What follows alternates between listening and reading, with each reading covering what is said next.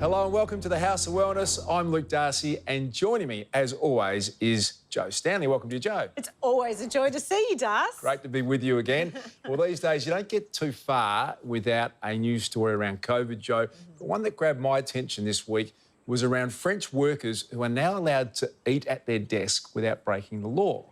What does that mean? Well, before COVID, it was illegal for French workers to eat at their desk at all. They weren't allowed to eat in the office. It was banned.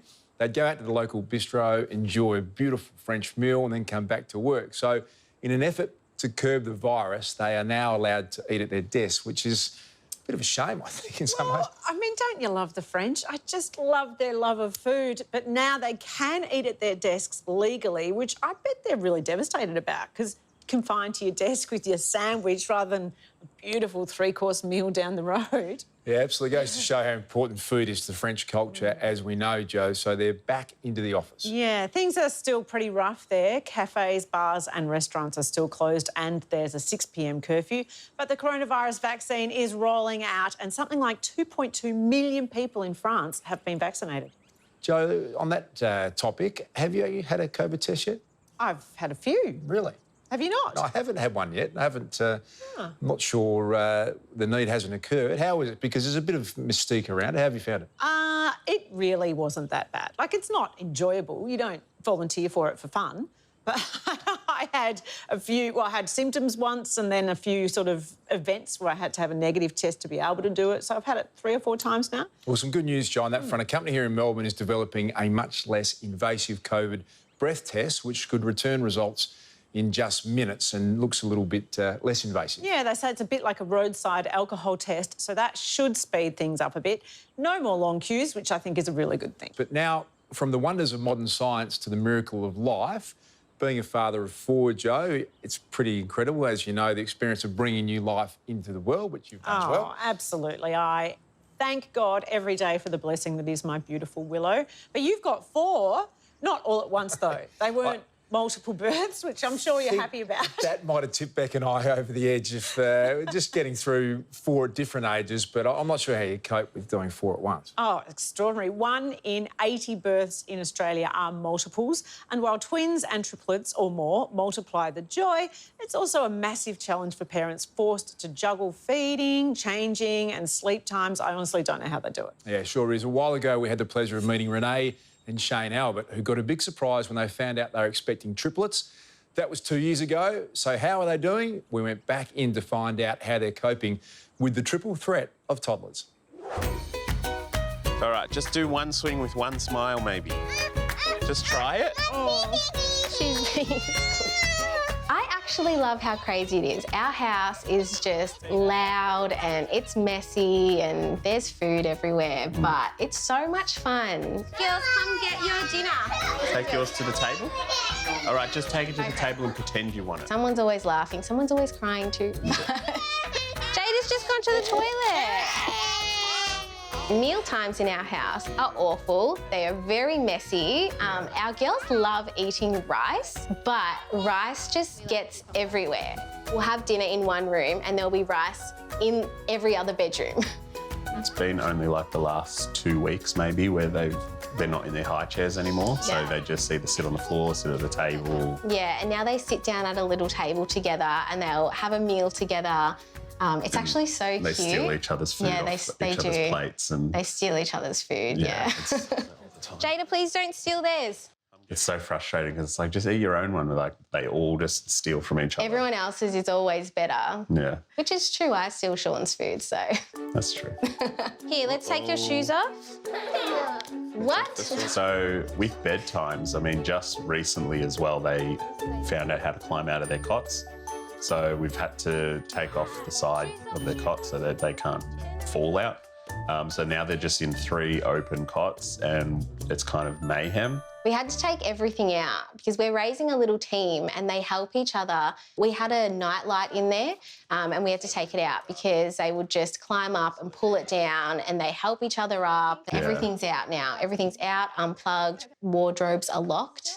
There's a camera in their room and we kind of just watch them and they fall asleep under their cots on the floor and then we have to go and move them into bed. Arms in. With their onesies, they all have to wear their onesies backwards because Alexia, our little cheeky baby, actually they all do it. They take their onesies off and they'll take their nappies off, doesn't matter what's in them, they'll swing them around and it's really gross. But they recently learnt that they can use each other. Yeah. So when they want to take their onesies off, they'll back into one of their sisters and then they'll undo their onesie. Yeah. So eventually all of them have their onesies off. It's beautiful to see, helpful. Very frustrating. Yeah. Down the slide. Show your sisters how to do it. Good job. Every day is very busy.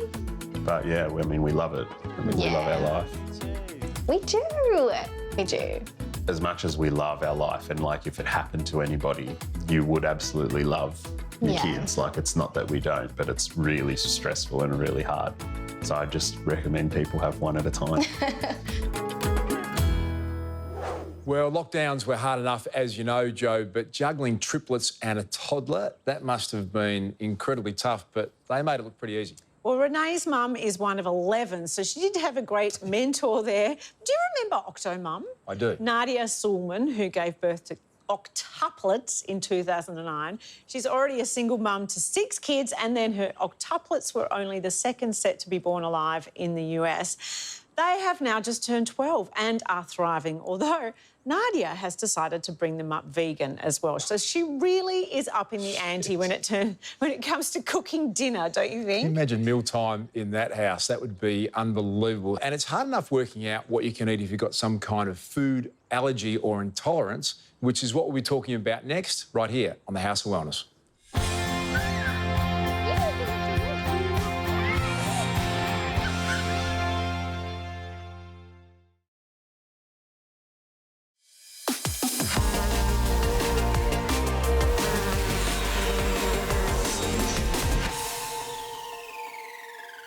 Welcome back. Well, these days, hosting a group dinner or even having kids over to play can be a pretty tricky thing to organise with all the dietary restrictions and intolerances. And one of the biggest is gluten. And it's one that I understand because I am a celiac, which basically means that I have a reaction to eating gluten. And once you find out that is the reason and you've been feeling a bit off, losing gluten from your diet can seriously change your life. It did for me, and it certainly did for one of our next guests. Please welcome Professor Jason Tyden and celiac patient Angelique Nikitiya. Welcome to both of you. Thank you. Thanks for joining us. If I could start with you, Jason. Can you start with the basics? What is gluten and what does it do to people like me who are diagnosed as a celiac? Yeah, so gluten's a protein found in wheat, rye, barley and oats. And when people with celiac disease consume gluten in foods, it causes their immune system to become overreactive. And that can lead to damage to their small bowel, but also other areas around their body. So many people with celiac disease can develop symptoms like diarrhea or abdominal pain or bloating, but it can also have effects like iron deficiency, thinning of the bones, issues with fertility or liver disease or miscarriage. So it really is a very serious illness and you know, the medical treatment of celiac disease is removing that gluten from the diet, a gluten-free diet. Now, Jason, lots of people choose to eat gluten-free. Is this because, you know, celiac disease is becoming more prevalent, or is that a bit of a fad? And do you encourage, is it healthier to eat gluten-free even if you're not a celiac? Yeah, it's a bit of all of that. I mean, celiac disease is a strong reason and an important reason to be gluten-free, but many people elect to go gluten-free because it makes them feel better, that they're gluten-sensitive, so to speak, and we're starting to learn more about gluten sensitivity when celiac disease isn't present. But there's certainly an element where some people elect to do it for lifestyle reasons or because they think it's a healthier food choice or that they might lose weight. And in fact, in those reasons, there's very little evidence that it's beneficial. So it is a highly restrictive diet, and so it's really important that we recommend it only for people who will benefit from it and not unnecessarily restrict their nutrients. Angelique, tell me about the family heritage. I understand Dad's Polish and Mum's from an Egyptian background. What sort of foods were you eating growing up, and I suppose you can't eat now? Yeah, so I had the luxury of having 2 very different backgrounds. That meant I got to enjoy 2 very different styles of food. Some of them were unfortunately very gluten intensive, so unable to have them as gluten-free these days. But I've been lucky that some dishes have been adapted from my grandma, so they've been very understanding. It's been a big learning curve to figure out how we can make them gluten-free so I can eat them, so it's been good. Nothing a grandma loves more to do than cook for her granddaughter Angelique. Did they find it hard that they had to then adjust their cooking? And how about your friends? Did they really appreciate how serious it was, you changing your diet? Yeah, well, with my grandma, it's a traditional old style, so they didn't really understand the severity of it, so they'll just be like, oh, have a little bit, you'll be fine, and I have to tell them, like, no, I can't have any at all. Even my friends, like, to this day, people I meet, when I try and explain what it is, they really don't have any kind of idea about the severity of it and how gluten can be in so many things, whether it's from sauces to spices, or they find it crazy that at home I have my own toaster, my own frying pan. They just really don't understand, yeah. Angela, I can relate to that. It's funny what you learn to live with, isn't it? Yeah. I was at boarding school and I had gastro symptoms, Jace, for years, and then played footy with those symptoms, put it down to just being nervous and before a game, and that went on for many, many years until a club doctor came to me, Jay, said, no, this isn't right, and got the test. How often are people living with these symptoms when there is something they can do about it? Oh, it's very common. We know that about 1 in 70 Australians have celiac disease and about 80% haven't been diagnosed. So there's a lot of people walking around with maybe vague symptoms or minimal symptoms and they just haven't been tested. And it's a simple blood test, but, you know, we always tell people don't go gluten-free and try it out, get tested first, because if you do go gluten-free, it can make the test less accurate. Angela, you just turned 17, you're about to leave school, and to suddenly have a pretty restrictive diet placed on you, how challenging was that for you? It was hard at first because I didn't really know anything about celiac disease. I hadn't even heard of it before I was diagnosed with it. So it was a big learning curve to learn what I could and couldn't eat, and it felt like a lot I couldn't eat at first.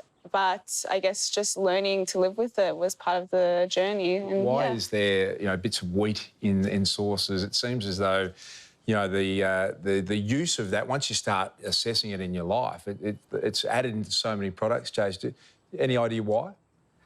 Gluten's a great component to food. Like it actually can help change the consistency of foods. It makes bread nice and light and fluffy, but it also can hold flavour and add flavours and stick flavours to foods, and also give, springiness to hot dogs. There's a lot of great properties to gluten. The sad thing is, obviously, it's toxic to people with celiac disease. And, we should note that even small amounts of gluten can be harmful, as we've discussed, and as little as 1/100th of a slice of bread, that's about 50 milligrams of gluten, a few crumbs, that can be enough to cause that damage. Anything that you miss, Angela? Is anything that you just, God, I wish I could have, or you've got used to it? Yeah, I do have a bit of a sweet tooth, so I feel like the cakes and the pastries are definitely something I miss. They're just not the same, but other than that, just learned to get used to it, I guess. When I went back in 2003, I remember finding out, the club doctor said to me, you celiac, you've got to take all gluten out of your diet. I remember walking down the supermarket aisle, Angela, there is nothing I can possibly eat. Everything had gluten in it.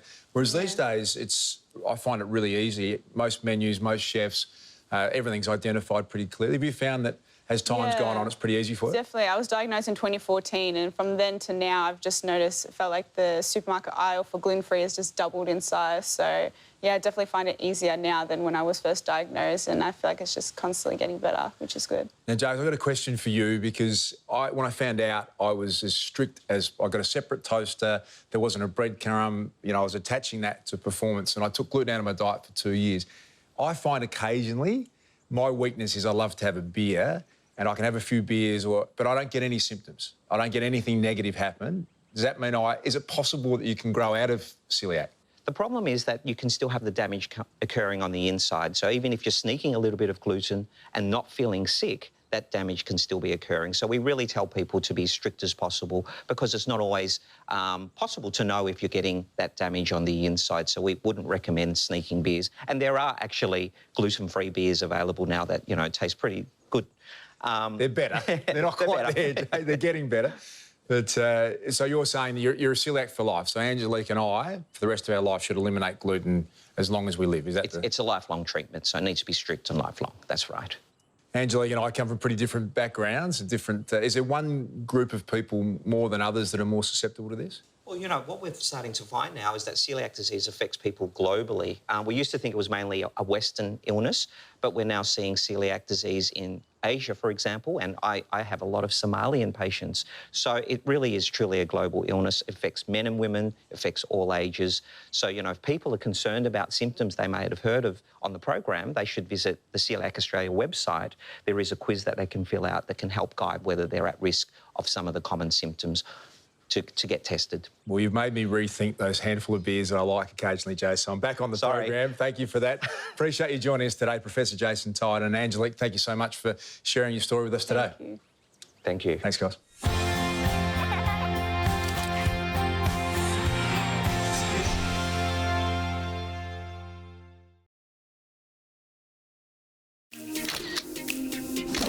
Hi, I'm Jay Kisnorbo and I'm all about the latest beauty, hair and makeup trends. And I'm Polly Harding, and working in radio, I've still got a lot to learn about the beauty biz.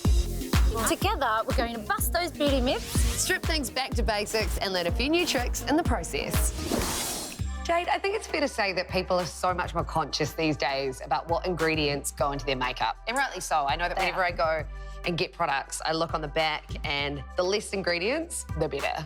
and the worst thing I can't stand is when you can't pronounce it. And it's all The Z's and the Y's. Exactly. Well, I feel like there's this perception that the more chemicals, the better results, but that's not always the case. And there's so many amazing, effective natural products out now. And a brand that I believe really encapsulates that is Nude by Nature. What I love about the Nude by Nature brand is that it's natural, it's animal cruelty-free, there's no synthetics, parabens, and it's talc-free also. The Natural Mineral Cover Foundation has jojoba esters that nourish the skin and kaolin clay that really produce a beautiful, radiant finish. What's great about powder foundation is it's quite easy to build. So today, if you're wanting something really light, we would just buff in a little bit and you won't even see it. It'll almost be invisible to your skin and just a little bit of coverage. It's up to you how much you want to apply and how much coverage you want. It really blends really quite beautifully into the skin and looks like your actual skin. Well, I noticed that I've got quite visible pores just around my nose sometimes, and this will help conceal that, won't it? It does, and I think powder works really well when you've got pores because what it does, especially this Nude by Nature powder, it's very fine. So instead of getting into the pores and making them more visible, it really conceals them and you can't even see them at all because I lightly dust it on. It's like an airbrush look, but natural. I like that. Darcy, that was a fascinating discussion with Jason and Angelique there. So, as a celiac, tell me, how do you go about managing your diet? Is it tricky? Well, it's good to catch up with Jason and Angelique and think about it again, Joe. I've become so used to the fact that I just don't have gluten in my diet, apart from the occasional beer, which I've been told off for. My biggest challenge was at home, and when you're thinking about yourself, no problems, I still find it hard if you go into someone's house for dinner. I don't want to be that annoying person that says, hey, you need to cater for me, you know, specifically. But people are pretty good about it these days. Yeah, well, it does seem like everyone has some sort of food allergy or intolerance. We're used to keeping nuts out of school lunch boxes and asking friends if their child is allergic to dairy or anything, really, before having them over. So are food tolerances a growing fact of life or a fad? As always, we turned to our in-house doctor's car for the answers. Hi and welcome to Medicine Past, Present and Future.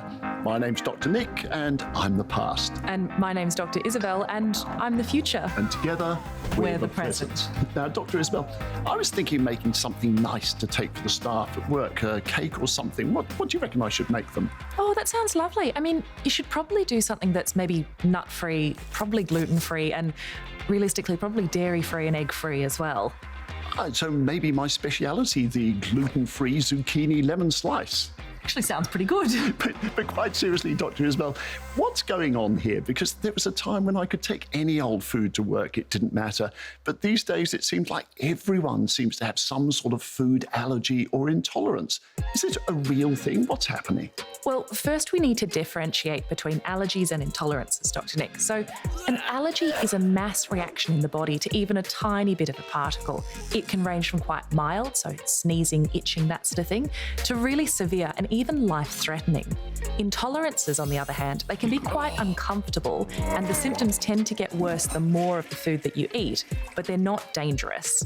And we know that allergies have, in fact, become much more common. In my day, something like peanut allergy in kids was pretty rare. And celiac disease, which is true gluten allergy, was something we almost never saw.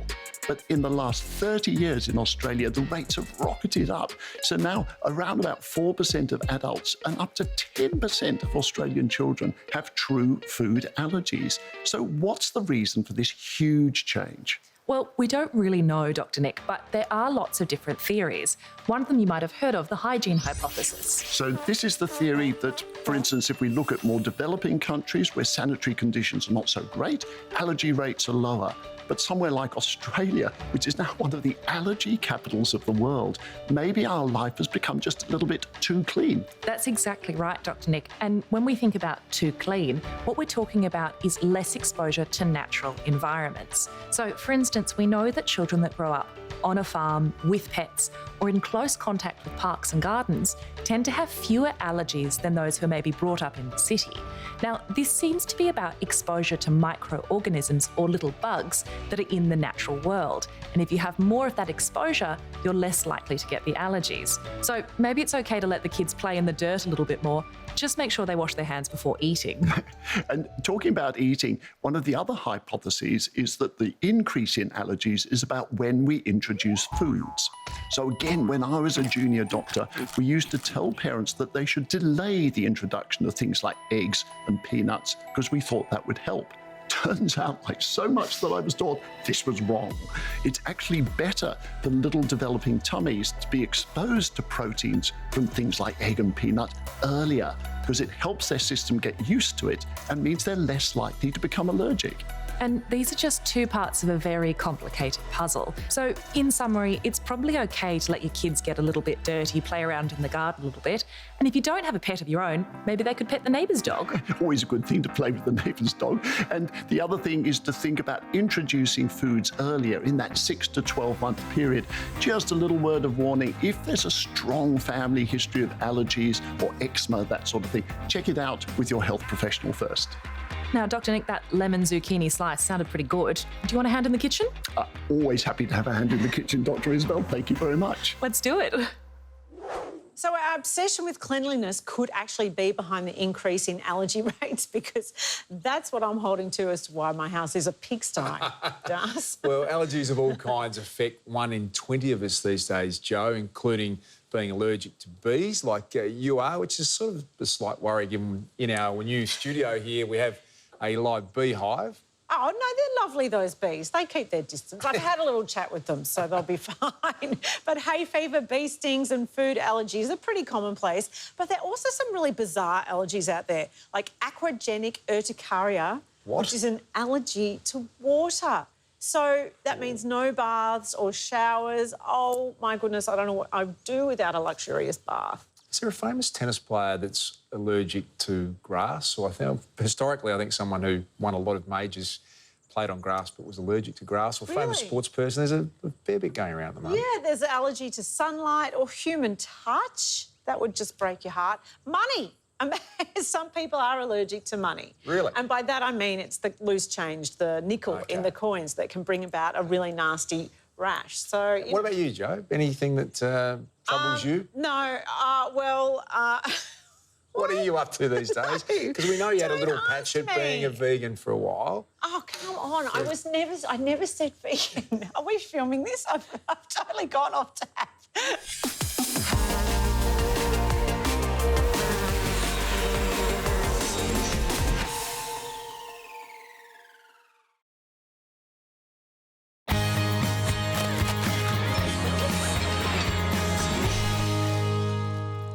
Welcome back to the House of Wellness Kitchen, where GQ and I are no strangers to whipping up delicious recipes for young and old. But today we're actually focusing on the health and well-being for the younger people in our lives. Well, Heinzie, you are a big kid, but seriously, it's so important for kids to get essential vitamins and minerals for their growth and development. That's why today, GQ, I'm going to make these orange and poppy seed muffins. They are perfect for a kid's snack. I would have loved something like this in my lunchbox back in the day. And there's such growing to be had, Heinzie. A baby's body has 300 bones to form 200 adult bones. That's lots of fusing.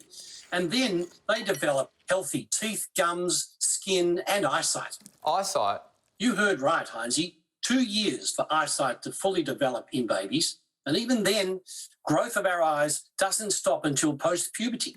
Which is why it's so important that kids eat a healthy, balanced diet. And by balanced, I'm talking about an abundance of fresh vegetables, colourful fruits like these oranges, and of course protein like the eggs in these muffins. And that ensures lots of vitamin C and zinc and iron, antioxidants, fibre and calcium, and the list goes on, but there's one problem. I'm all ears. Well, I've got nothing against your muffins, Heinzie, but when my girls were little, they were very fussy eaters. And an option for fussy eaters is gummy supplements. They're easy and a delicious way to boost essential vitamins and minerals. Perfect for time-poor parents, GQ, who already have enough on their plate. And speaking of plate, I want to get these muffins onto mine, so I'm going to have to put them into the oven.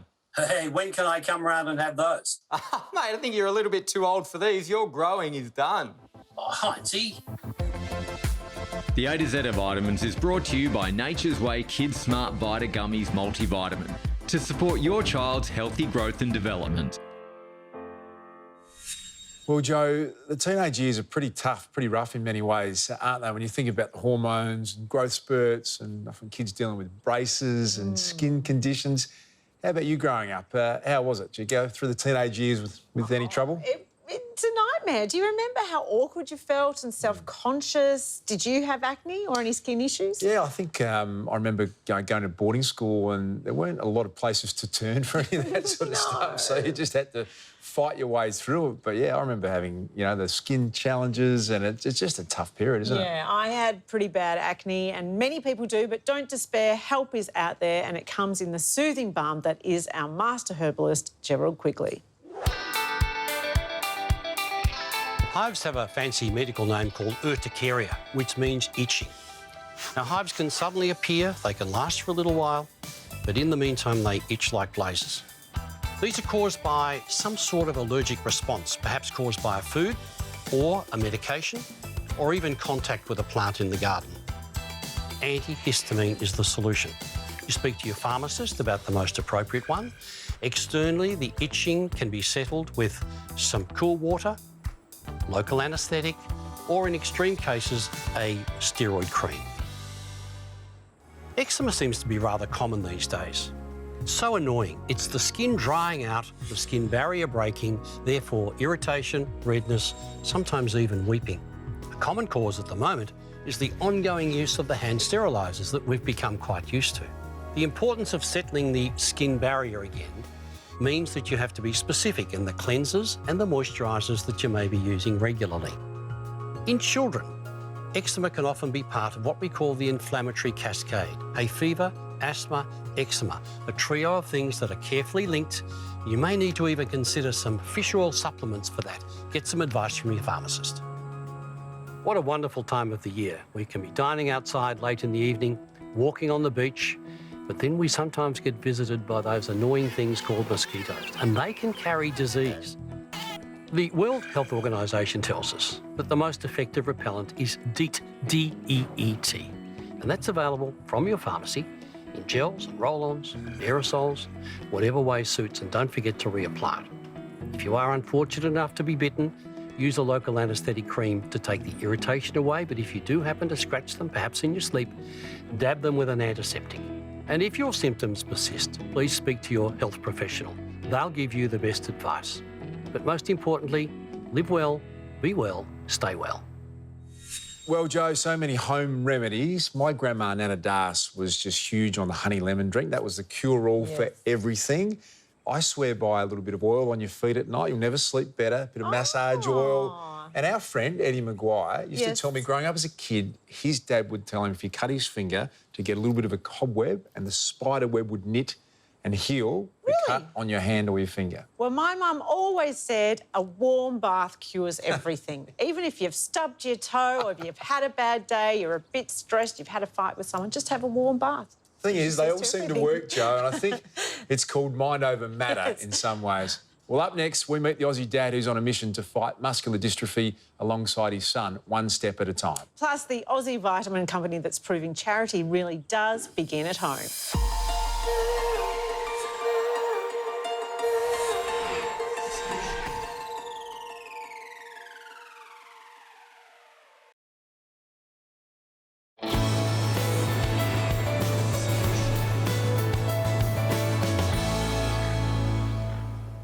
Now, Joe, let me ask you a question. When you go shopping, what do you look for first? Is it all about the price? Is it about the label? Or even maybe how green a product is? I'm very much a read every ingredient on the pack. I stand there sometimes for 5-10 minutes going, no, not that one, not that one. I want as pure ingredients as possible for the food that we eat. Well, a good way to do that, Joe, is farmers markets. I love the idea direct from the paddock, from a supplier, and the food's always fantastic and you're supporting the local producers, which is brilliant. Yeah, no doubt the trend towards ethical shopping is growing, and now an Australian vitamin company is leading the way by not only banning plastic packaging, but by letting consumers help those in need through a simple act of kindness.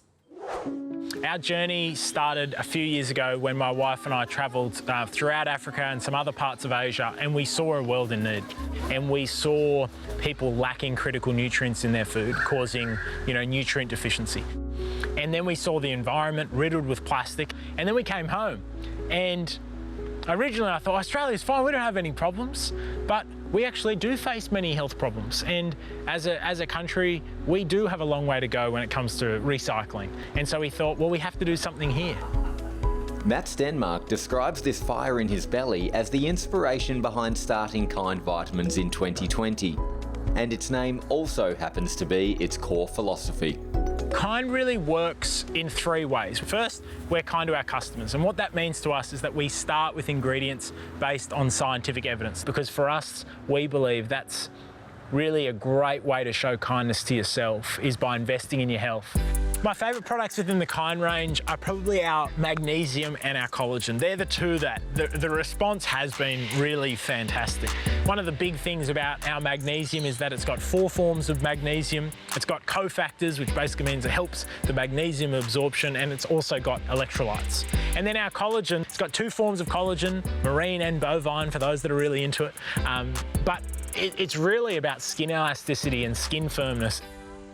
The second pillar of the Kind brand is kind to others. So for every 1 product sold, we donate a Kind immunity product to an Australian in need, 1 for 1. It's really simple. So far, we've made over 30,000 donations of our immunity product, which we're really proud of. And we've predominantly been giving these immunity products to homeless shelters and also women's refuges. Particularly now, we saw that there's a real need to support Australians with immunity. Yeah, so it's a powder, and you just mix it in your food or in the water. It's got no flavour. That really was a moment for us, because we saw the full journey from this idea that started on a trip to creating a brand within the Inova network and then launching this product out in the trade, and then people receiving an immunity product. That was just a crazy moment, a really exciting moment. The third thing we do, we're kind to the planet. So we've replaced the traditional plastic cap and the traditional plastic bottle that's in many vitamin brands, and replaced it with a recyclable glass bottle and a bamboo cap, which is biodegradable. So for us, we're trying to make as little impact on the planet as possible whilst providing our products to people that want them. We're asking Australians to join in the kindness revolution, start the spread of kindness in small ways each and every day. We've got people all around us that we can be kind to, right? Our brand is one part of the puzzle. Pick up one of our products, but also be kind to your neighbour and look after the person next to you. All of you were very, very kind. That's within my heart. Well, Joe, each year we hit the pavement in the Save Our Sons walk, which raises funds to fight the rare disease, Duchenne Muscular Dystrophy. Yeah, D&D affects young kids, particularly young boys, and has a massive impact on families. One of those is the Eade family, whose son Emilio was diagnosed when he was just 2 years old. And that led his dad, Ellie, to form the charity Save Our Sons back in 2008. Ellie now works full-time supporting the charity and staging the annual fundraising walks. And last year, the event raised more than $1 million, and they want to top that this year. And our own big-hearted Gus Worland met the dynamic duo behind the drive to conquer Duchenne. Save Our Sons started back in 2008 when my son was diagnosed with a condition called Duchenne Muscular Dystrophy. In short, it's a muscle wasting condition. He was 2 days short of his second birthday. We were told to take him home and pretty much enjoy him while we still have him. There's no cure, no one survives. And I had no intentions on losing him, hence why Save Our Sons was founded. So obviously my son's been the driving force behind the charity, and this is pretty much what started off as a father fighting for his son's life is now a father fighting for all our sons' lives. Emilio, how are you? Good, thanks. What's the best way to describe your dad?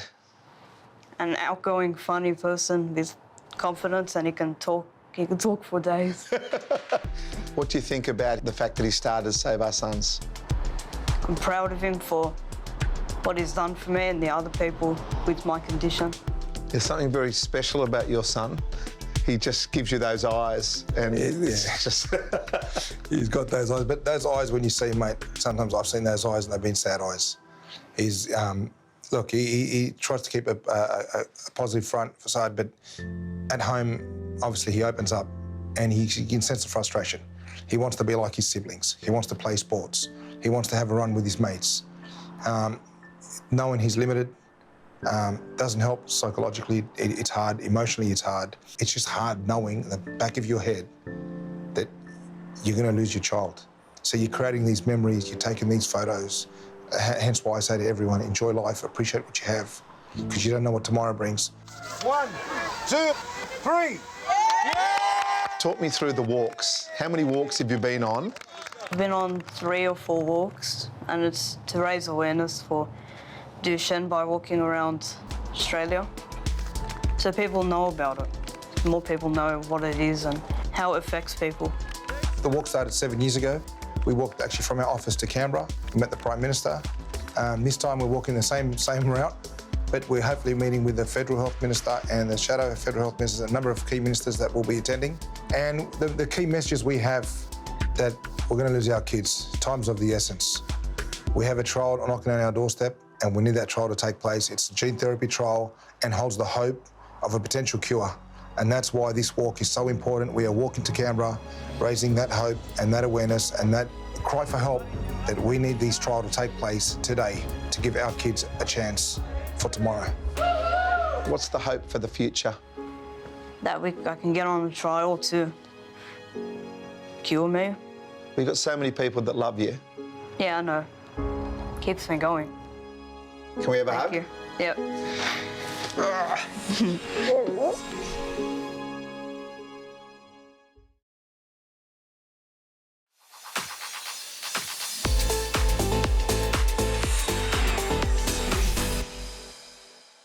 OK, Joe, let's talk plastic for a moment. Did you ever think you'd see the day when plastic straws would be banned? Well, they are in South Australia, along with plastic cutlery and stirrers that are now prohibited from sale across the state. Congratulations to the team in South Australia. That is brilliant. It is brilliant, and I tell you what, once again, South Australia are leading the nation when it comes to environmental issues, Darcy. Happy to say, though, that Victoria are following suit with a ban on single-use plastics from 2023. Better late than never.